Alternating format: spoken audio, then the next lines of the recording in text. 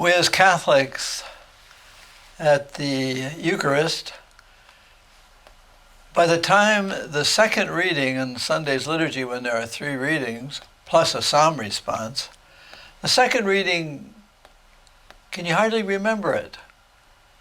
Well, maybe today you did because it sticks us right in the ear. How about this? Do you remember hearing this? And maybe you didn't want to hear it and maybe you wanted to forget it.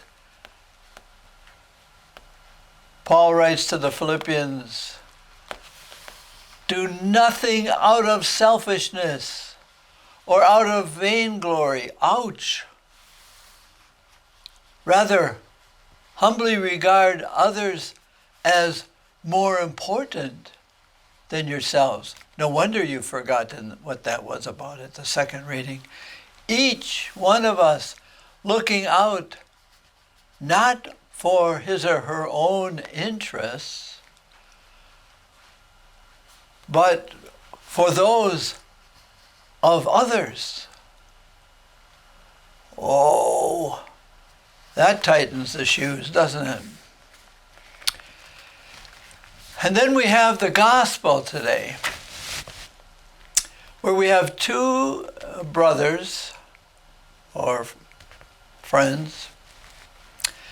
And last week we were talking about the vineyard owner who hired people at 9, noon, 3, and 6.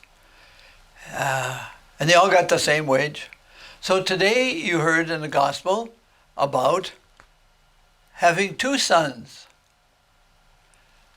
And one says, no, I don't want to go. But he says, I'm going to go.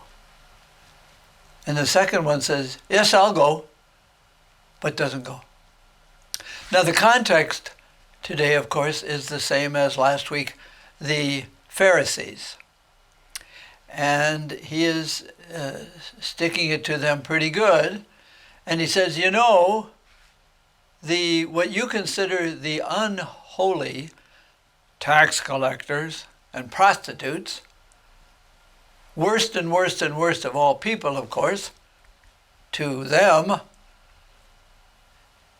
Jesus says they're entering the kingdom of God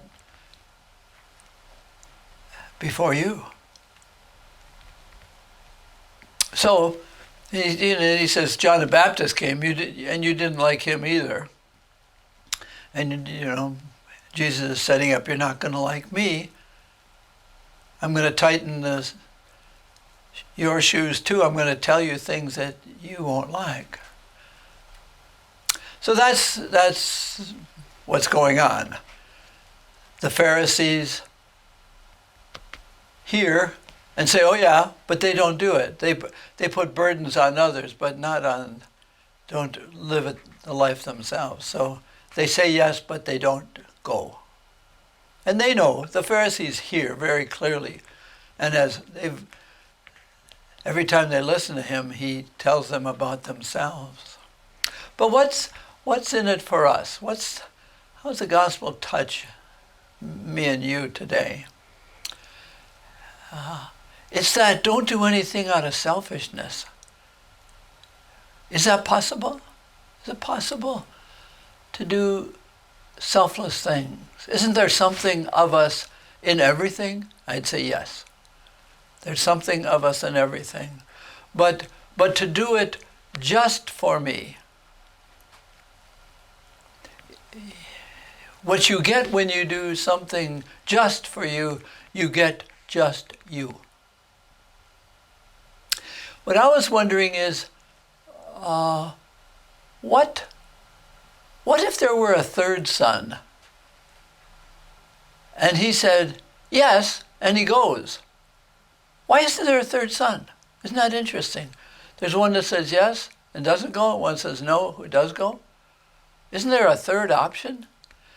And in my reflection and prayer this week, I say, no, there is no 3rd son that says yes and totally goes. Why? Because there's selfishness in us all. That's the truth. So what he's saying is there is resistance. Every relationship, even the relationship with ourselves, creates a tension. There's always a yes and a no in us.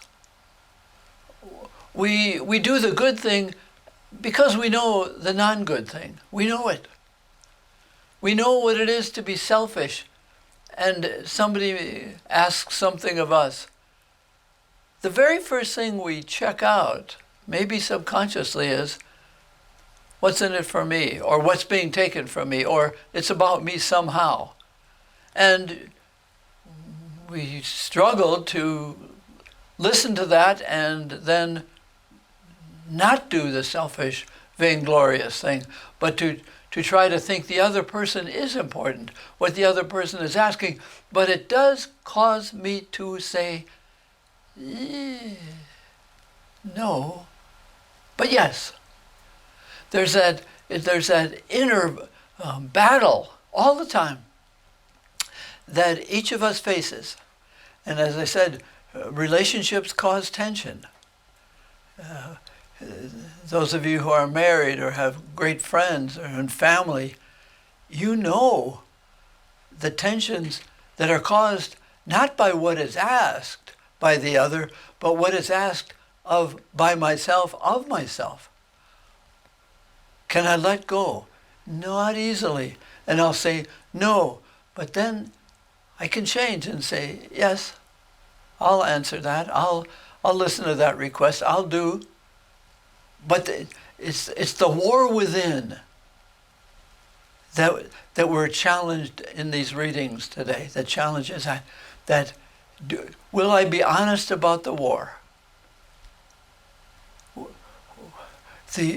What any relationship is going to show you is there is a large pocket of selfishness that's always there. Self-protection, self-security, self-advancement, self-indulgence. It's all there, all the time.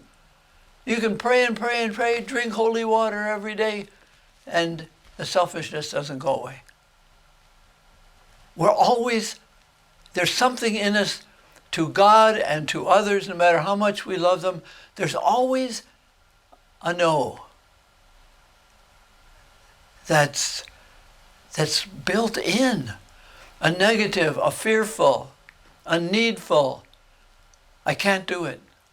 I'm frightened, I'm fearful, I might fail. There's always these no's, and it's very good to listen to those no's in us. They're there, don't deny them. But listen to the call of the Eucharist and the call that is at the end of the Eucharist when the presider or the deacon says, now you go in peace to love and serve the Lord, to glorify God with your lives.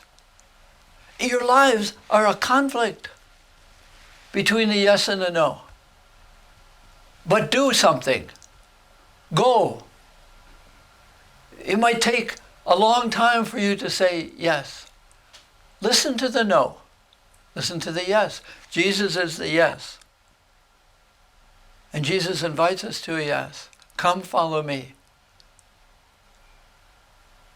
But you'll say, no, I like to be self-centered. I like vainglory. I like being dominated by success and what other people think of me. Those are there. And I listen to them. And then I